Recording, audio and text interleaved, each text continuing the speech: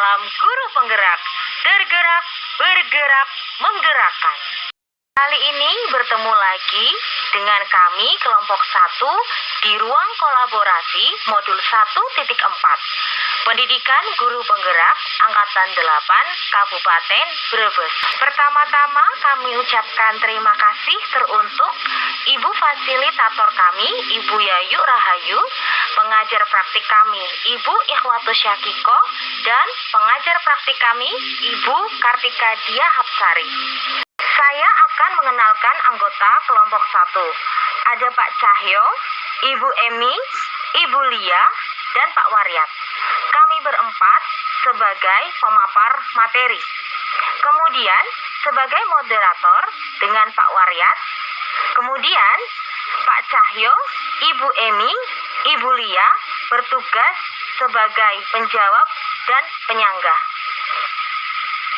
Kelompok kami akan menyajikan hasil analisis studi kasus yang telah didiskusikan dalam kerja kelompok sebelumnya. Di kasus yang pertama, di sini ada Vivi dan Natali sebagai siswa kelas 8, di mana mereka membuat sebuah masalah dengan Ibu Eni selaku guru pengganti dari Ibu Santi yang sedang sakit. Saat pembelajaran di kelas, Vivi dan Natali mengetahui bahwa Ibu Eni adalah guru pengganti dan tidak mengindahkan kehadiran Ibu Eni. Ibu Eni mencoba menyapa Vivi dan Natali dengan ramah sambil mengingatkan mereka untuk tetap fokus. Namun mereka justru membalasnya dengan tertawa. Bahkan ketika Ibu Eni meminta mereka untuk mengerjakan tugas, mereka tetap mengindahkan perintah dari Ibu Eni. Mereka tidak mengerjakan. Pertanyaan yang pertama, dalam kasus di atas, langkah-langkah restitusi apa saja yang sudah dijalankan oleh Ibu Santi? Jawabannya adalah 1. Menstabilkan identitas. Ibu Santi menanyakan apakah mereka bersedia melakukan memperbaiki permasalahan yang ada. Yang kedua, validasi tindakan. Ibu Santi menanggapi bahwa tindakan itu boleh saja dilakukan bila mereka bersungguh-sungguh ingin meminta maaf. Yang ketiga, menanyakan keyakinan. Ibu Santi melanjutkan kembali apa yang akan mereka lakukan untuk memperbaiki masalah. Apakah mereka mempunyai gagasan atau ide? Pertanyaan yang kedua, apakah restitusi yang diusulkan Vivi dan Natali sudah sesuai dengan pelanggaran yang telah dibuat? Apakah langkah-langkah restitusi yang telah diusulkan mereka? Jawabannya, ya, sudah sesuai. Langkah-langkah restitusi yang diusulkan Vivi adalah 1. Vivi dan Natali akan meminta maaf. 2. Vivi dan Natali mengakui bahwa perilaku mereka tidak sesuai dengan keyakinan kelas. 3. Vivi dan Natali mengusulkan bagaimana kalau mereka mengadakan sebuah diskusi kelompok dengan teman-teman sekelasnya. Tema yang mereka pilih adalah keyakinan kelas, terutama sikap saling menghormati dan bagaimana penerapannya di kehidupan sehari-hari di sekolah. 4. Vivi dan Natali akan mengirimkan email kepada Bu Eni tentang gagasan tersebut. Dan yang kelima, Vivi dan Natali juga telah memberitahu kepala sekolah jika lain waktu ada guru yang berhalangan hadir, maka mereka mengusulkan Bu Eni sebagai guru pengganti. Pertanyaan yang ketiga, posisi apakah yang telah diambil oleh Ibu Eni dalam menangani Vivi dan Natali? Jawabannya adalah posisi teman, yaitu menyapa Vivi dan Natali dengan ramah sambil mengingatkan mereka untuk tetap fokus pada pekerjaan tugas. Seperti pada percakapan kasus 1. Ayolah tugasnya dikerjakan. Nanti ibu ditegur Bapak Kepala Sekolah kalau kalian tidak kerjakan tugas. Tolong bantu ibu ya. Namun Vivi dan Natali malah tertawa. Ah ibu, santai aja bu. Vivi dan Natali tidak mengerjakan tugas. Pertanyaan yang keempat, jika Anda adalah Pak Hasan, bagaimana Anda menyikapi langkah yang ditempuh Ibu Santi? Jawabannya, saya akan menyampaikan kepada Ibu Santi bahwa langkah yang diambil Ibu Santi sudah benar dan tepat, serta memberikan reward kepada Bu Santi berupa ucapan terima kasih karena telah memberi contoh yang baik untuk guru-guru yang lain dalam menangani kasus tersebut. Kasus kedua, Sabrina hari ini bangun terlambat dan terburu-buru sampai di sekolah. Dia pun akhirnya sampai di gerbang sekolah. Tapi baru menyadari kalau tidak menggunakan sepatu hitam seperti tertera di peraturan sekolah. Di depan pintu kelas, Pak Luman memperhatikan sepatu Sabrina yang berwarna coklat. Sabrina berusaha menjelaskan bahwa dia terburu-buru dan salah menggunakan sepatu.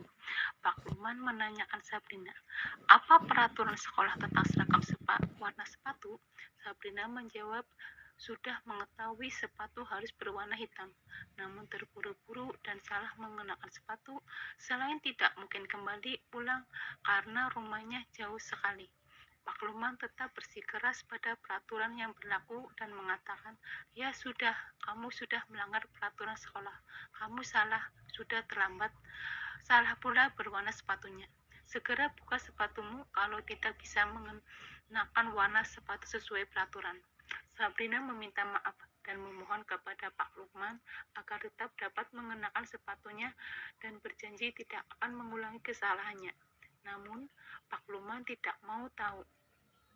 Tidak, kamu telah melanggar peraturan sekolah. Kamu tidak sanggup ambil sepatu di rumah atau diantarkan sepatu ke sekolah. Ya sudah, kamu tidak bersepatu saja seharian di sekolah. Sekarang copot sepatumu dan silakan belajar tanpa sepatu seharian. Sabrina pun dengan berat hati mencopot sepatunya dan memberikannya kepada Pak Luman. Seharian dia tidak berani berkeliling sekolah karena malu dan lebih banyak berdiam diri di kelas tanpa alas sepatu. Dari permasalahan kasus 2, posisi yang diambil Pak Lukman adalah fungsi kontrol menghukum. Indikatornya adalah Pak Lukman tetap bersikeras pada peraturan yang berlaku dan mengatakan, ya sudah, kamu sudah melanggar peraturan sekolah. Kamu salah, sudah terlambat. Salah pula warna sepatunya. Segera buka sepatumu. Kalau tidak, bisa mengenakan sepatu warna sesuai peraturan. Bila Pak Lukman mengambil posisi seorang manajer, apa yang akan dikatakannya adalah yang pertama, baiklah, saya menghargai usahamu untuk datang tepat waktu dan memakai warna sepatu hitam atau menstabilkan identitas. Yang kedua, jadi kamu terlambat dan sepatunya bukan berwarna hitam. Apakah kamu dapat membagi masalah ini? Yang termasuk adalah validasi tindakan yang salah. Yang ketiga, Sabrina, kamu sudah mengetahui jam masuk sekolah dan aturan sekolah tentang warna sepatu, yang termasuk menanya keyakinan. Jika saya sebagai kepala sekolah, nilai kebajikan apa yang ingin ditiru oleh peraturan harus berwarna hitam. Nilai kebajikan apa yang ingin dituju adalah nilai disiplin, mandiri, dan nilai kebersamaan serta tanggung jawab. Bagaimana Anda menyikapi langkah yang diambil Pak Luman mengenai kasus tersebut? Sikap saya terhadap langkah yang diambil Pak Luman adalah berdiskusi dengan Pak Luman tentang alasannya memberikan tindakan kepada Sabrina. Berdasarkan alasan Pak Luman, jika Pak Luman belum memahami tentang pendekatan atau teori restitusi kontrol dalam menegakkan disiplin sekolah, maka saya akan berbagi sharing ilmu tentang langkah-langkah teori restitusi dalam upaya mendisiplinkan siswa dengan selalu berada pada fungsi manajer. Walaupun sebagai seorang guru, kita juga dapat berfungsi sebagai teman atau pemantau. Kasus 3. Ibu Dani sedang menjelaskan pelajaran bahasa Inggris di depan tulis. Namun beliau memperhatikan bahwa Fajar malah tidur-tiduran dan tampak acuh tak acuh pada pelajarannya. Fajar coba jawab pertanyaan nomor 3. Maju ke depan dan kerjakan di papan tulis. Fajar pun tampak malas-malasan maju ke depan. Dan sesampai di depan papan tulis pun Fajar hanya diam terpaku sambil memegang buku bahasa Inggrisnya dan memainkan spidol di tangannya. Ayo Fajar, makannya jangan tidur-tiduran, lain kali perhatikan. Sudah sana duduk kembali, kira-kira siapa yang bisa? Fajar pun kembali duduk di bangkunya. Hal seperti ini sudah seringkali terjadi pada Fajar, seperti tidak memperhatikan acuh tak acuh dan nilai-nilainya pun tidak terlalu baik untuk pelajaran bahasa Inggris. Pada saat ditegur oleh Ibu Dani, Fajar hanya menjawab, "Tidak tahu, Bu." Ibu Dani pun menjawab lirik, "Gimana kamu Fajar? Kamu tidak kasihan sama ibu ya? Ibu sudah capek-capek mengajarkan kamu. Tidak kasihan sama ibu." Dan Fajar pun diam membisu. Posisi kontrol yang diambil oleh Ibu Dani dalam pendekatannya kepada Fajar adalah sebagai teman. Kebutuhan yang diperlukan Fajar adalah kebutuhan kebebasan. Bila Ibu Dani mengambil posisi pemantau, maka yang akan dikatakan Ibu Dani adalah, "Fajar, apakah kamu sudah mengetahui peraturan dan konsekuensinya jika seorang siswa tidak belajar dengan fokus dan tidak bersungguh-sungguh dalam mengikuti pembelajaran? Apa yang kamu lakukan untuk fokus belajar dalam mengikuti pembelajaran?" Jika saya sebagai kepala sekolah mengetahui hal ini, maka tindakan saya adalah 1. Pendekatan kepada Fajar dan mengadakan bimbingan konseling. Yang kedua, saya akan berdiskusi dengan Ibu Dani. Apakah Ibu Dani telah mengetahui tentang teori restitusi kontrol? Jika telah mengetahui, maka saya mengingatkan kembali agar diterapkan di kelas. Ketiga, jika belum mengetahuinya, saya akan berbagi sharing ilmu tentang langkah-langkah teori restitusi dalam upaya mendisiplinkan siswa atau penerapan budaya positif di sekolah. Kasus keempat. Anto dan Dino sedang bermain bersama di lapangan basket dan tiba-tiba terlibat dalam sebuah pertengkaran adu mulut. Dino pun menjadi emosi dan mengadakan kontak fisik, menarik kemeja Anto dengan kasar sampai 3 kancingnya terlepas. Pada saat itu guru piket langsung melerai mereka dan membawa mereka ke ruang kepala sekolah. Ibu Suti sebagai kepala sekolah berupaya menenangkan keduanya, terutama Dino. "Dino, sepertinya kamu saat ini sedang marah sekali." Mendengar itu, Dino pun mengalir bercerita tentang kekesalan hatinya. Ibu Suti pun melanjutkan bahwa membuat kesalahan adalah hal yang manusiawi dan bahwa mempertahankan diri adalah hal yang penting. Namun, meminta Dino memikirkan cara lain yang mungkin lebih efektif karena saat ini Dino berada di ruang kepala sekolah. Ibu Suti melanjutkan bertanya tentang keyakinan sekolah yang disepakati, serta apakah Dino bersedia memperbaiki kesalahan yang telah dilakukan terhadap Anto. Dino pun akhirnya perlahan mengangguk. Kemudian Ibu Suti balik bertanya kepada Anto, hal apa yang bisa dilakukan Dino untuk memperbaiki masalah? Anto menjawab, "Saya perlu kancing saya diperbaiki, Bu. Ibu saya akan marah kalau melihat kancing baju saya sampai copot 3 kancing begini." Ibu Suti pun kembali bertanya ke Dino, apakah yang akan dia lakukan untuk menggantikan 3 kancing Anto yang terlepas. Dino berpikir sejenak. namun menjawab, "Wah, tidak tahu Bu. Saya lem kembali mungkin ya Bu."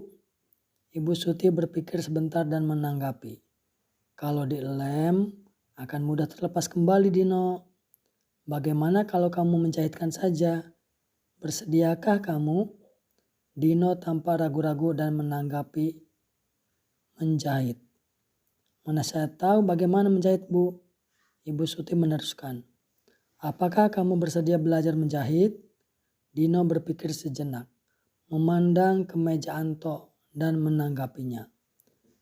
"Yang mengajari saya siapa Bu?" Dengan cepat Ibu Suti menjawab, "Pak Irfan, guru tata busana." Dino kembali diam sejenak, memandang ke meja Anto yang tanpa kancing. Akhirnya Dino mengangguk tanda menyetujui dan sepanjang siang itu Dino belajar menjahit dan memperbaiki kemeja Anto. Terakhir kali terlihat kedua anak laki-laki tersebut, Dino dan Anto, pada jam pulang sekolah.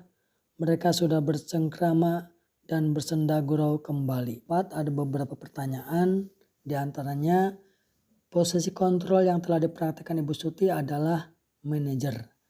Karena hal yang dilakukan Ibu Suti adalah melakukan fungsi restitusi kontrol sebagai manajer, yaitu yang pertama menstabilkan identitas Ibu Suti, menanyakan kepada Dino, "Dino, sepertinya saat ini kamu sedang marah sekali."